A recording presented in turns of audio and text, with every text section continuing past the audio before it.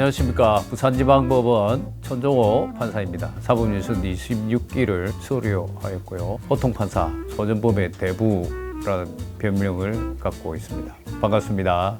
네, 2010년 2월부터 2018년 2월까지 소년보호재판을 담당했었습니다. 8년간 소년재판을 계속하였던 이유는 목표가 있었기 때문인데요. 2018년 2월 이후에 제가 1차적으로 생각하는 목표가 달성되었습니다.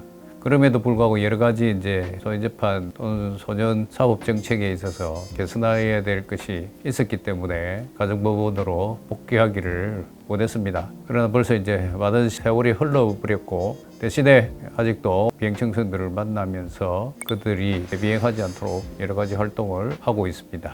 재판 철학에 변화를 끼쳤다고 하기는 어렵습니다. 왜냐하면 제가 자란 환경이 부산에서 유명한 달동네이고요. 또 저도 위기 청소년들만큼 찢어지게 가난한 가정에서 성장하였는데 다행히도 판사가 되어서 경제적인 공공에서는 벗어났습니다. 삶에 대해서는 누구보다 잘 안 나고 생각됩니다. 오히려 어릴 때의 경험들이 그대로 녹아들어서 소년재판에 반영된 것이 아닌가 그렇게 생각합니다. 법관 생활을 하면서는 사실 어폐가 되는 게 소년사건 이외의 일반 사건은요, 항상 당사자가 원고와 피고 또는 검사와 피고인 이렇게 구분됩니다. 그래서 판결은 한쪽이 만족하면 한쪽이 불만족스러울 수밖에 없는 구조가 되어 있어요. 그래서 당사자 전체를 만족시키기가 어렵기 때문에 재판을 통해서 우리가 만족을 누리기는 매우 어렵습니다. 그러나 소년보호재판은 검사가 법정에 출석하지 않습니다. 그리고 이미 이 아이들은 비행을 저지른 아이들이기 때문에 우리가 최우선적으로 해야 될 것이 재비행을 하지 않도록 막는 것이거든요. 지난 15년 동안 재비행 방지를 위해서 노력해왔습니다. 그 중에 많지는 않지만 아이들이 비행에서 벗어나서 지금 건강하게 사회 구성원으로서 살아가고 있는 모습을 보면 만족이라고 생각합니다. 판사직은 매우 바쁘고 힘든 업무적인 특성이 있습니다. 그래서 책을 집필한다는 것은 어려울 때가 많은데요. 그럼에도 불구하고 책을 쓰게 된 동기는 위기 청소년들 그 가정 형편이라든지 그들이 처한 환경에 관하여 국민들이 조금만 이해를 해주시면 이 아이들에 대한 편견과 혐오를 드러내고 재비행하지 않도록 하는데 좀 더 지원이 쉽게 이루어지지 않을까 하는 마음에서 책을 쓰기 시작했습니다. 맨 처음에 쓴 책이 아니야 우리가 미안하다는 책이고요. 가정 형편이 어려워서 비행에 이르게 된 아이들 사례를 주로 묶어서 책을 출간했습니다. 근데 그 책 내용이 저에 관한 내용이 아니고 아이들에 관한 것이기 때문에 인쇄 수익은 전액 아이들을 위해서 기부했습니다. 그 뒤 그렇게 책을 쓰다 보니 실상뿐만 아니라 논리적 구조로 청소년들의 문제를 해결을 해보고자 하는 마음에서 정의, 선, 공동체 이 관련해서 책을 읽기 시작했고 그에 관한 책도 쓰고 그것이 책을 쓰게 된 큰 동기와 계기입니다.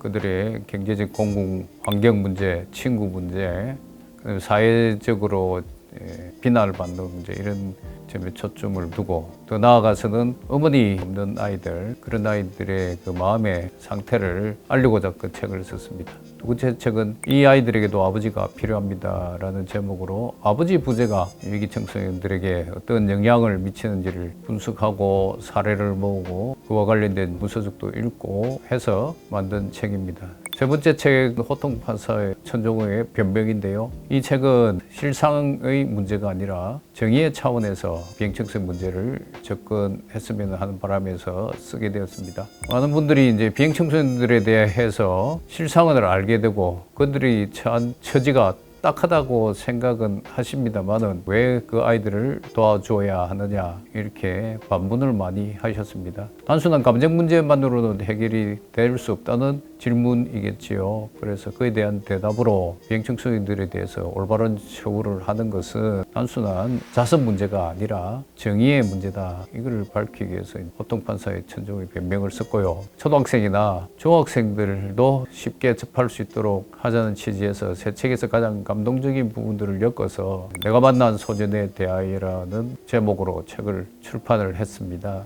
그래서 매군 중에 어느 것이든 다 애착이 갑니다. 그 주제별로 책을 독서하는 편이거든요. 첫 번째 책도 아니가 우리가 미안하다 쓸 때도 사례를 재판을 통해서 모아두고 그 사례만으로는 글이 안 되니까 그 사례에 맞는 논리적인 부분, 전문적인 부분은 관련 책을 읽고 각 사례마다 조금씩 녹여 놓았습니다. 이 아이들에게도 아버지가 필요합니다를 집필할 때도 아버지 관련 책을 20권 읽고 군데군데 책 속에 녹여두었고요. 포토파사 천조의 변명도 정의론에 관한 책들, 정의란 무엇인가 등등의 책들을 읽고 그것들을 해당 부분에 녹여두었습니다. 그러다 보니 제가 독서하는 습관이 닥치는 대로 하는 것이 아니고 어떤 주제가 있을 때 그 주제에 맞게 관련 책들을 함께 읽어 나가고 있다고 보시면 됩니다. 부모님들께 추천해 드리고 싶은 책은 콰이어트라는 책인데요. 사람들은 대부분이 자기의 성향과 다른 사람의 성향이 같을 것이라고 생각하는 경향이 있으신데요. 그 책에 의하면 전 세계 인구 중에 약 80%는 외향적인 성격입니다.